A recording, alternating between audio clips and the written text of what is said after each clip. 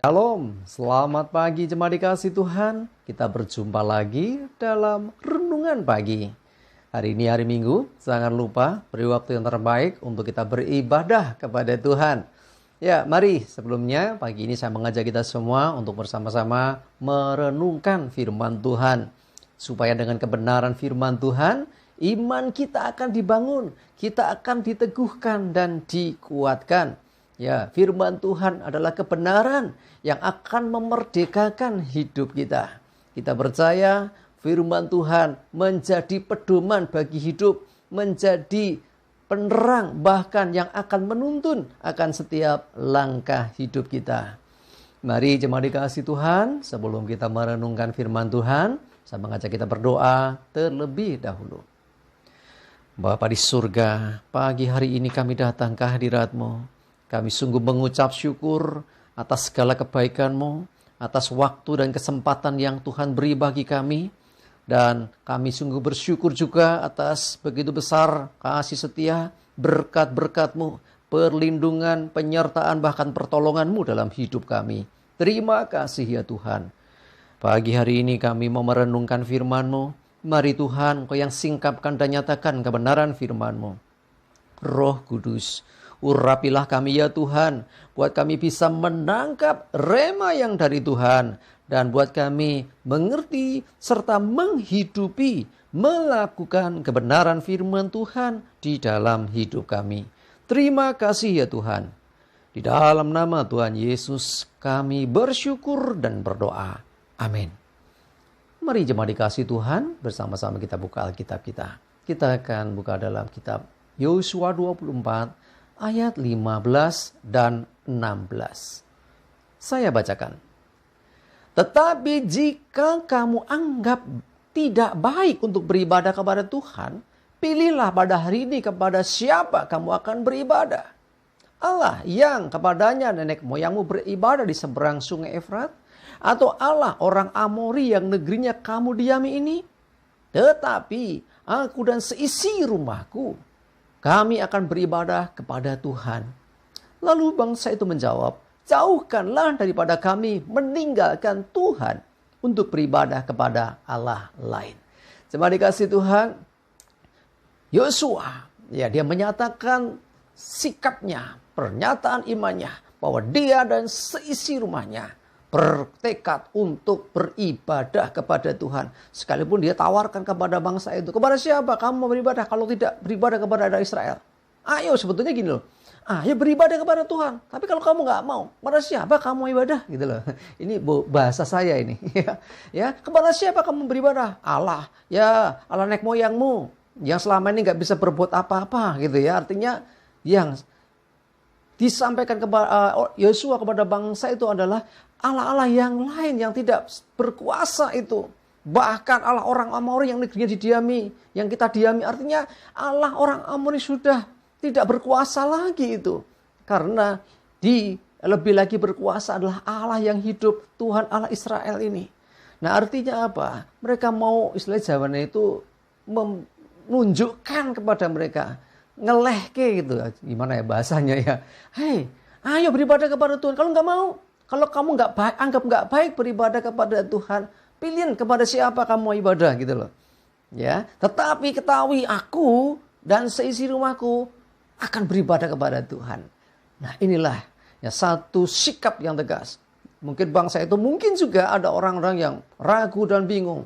Tetapi ketika melihat pemimpinnya dengan tegas mengatakan, aku dan seisi rumahku beribadah kepada Tuhan. Lalu bangsa itu pun sepakat. Jauhkanlah daripada kami meninggalkan Tuhan. Ya, kalau saya boleh jelaskan lagi, Tuhan yang selama ini sudah menuntun, Tuhan yang selama ini sudah memberkati, Tuhan yang selama ini telah menolong. Ya, jauhkanlah itu dari sikap hati kami meninggalkan Tuhan itu, tetapi ya kami mau juga gitu loh. Ini bahasa lengkapnya gitu ya. Beribadah kepada Tuhan seperti halnya imannya Yosua.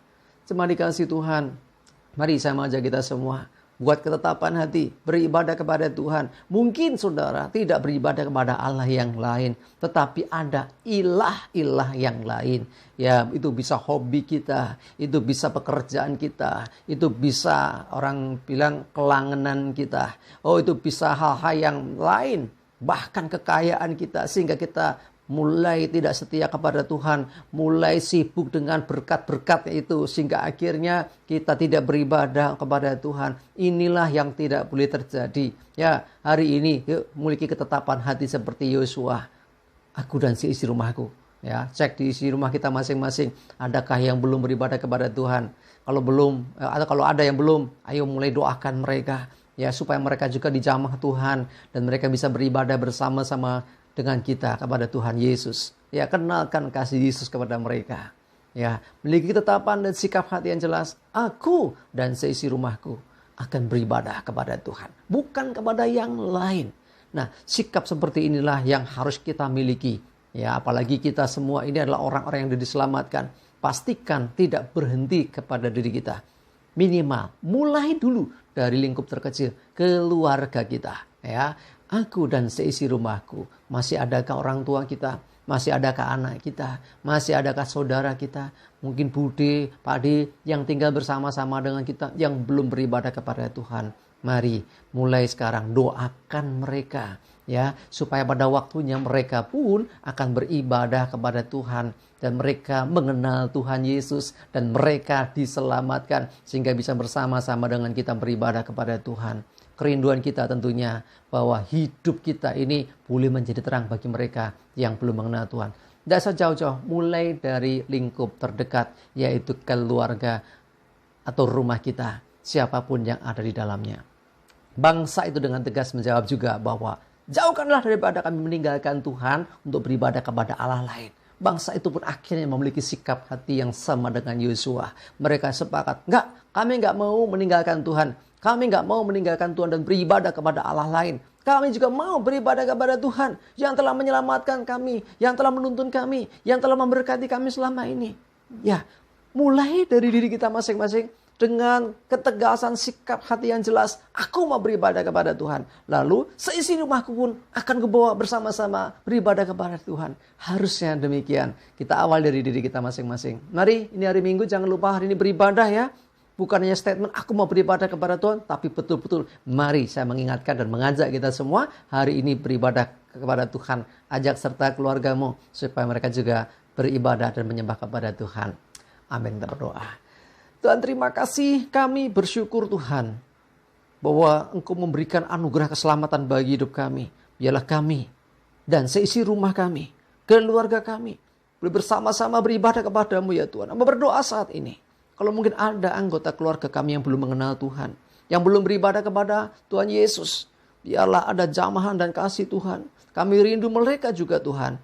Pada waktunya akan bersama-sama dengan kami beribadah kepada-Mu, menyembah meninggikan Tuhan Yesus. Terima kasih ya Tuhan, kami bersyukur.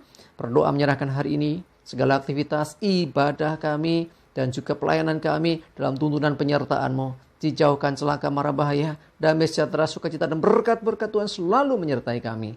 Dalam nama Tuhan Yesus kami bersyukur dan berdoa. Amin.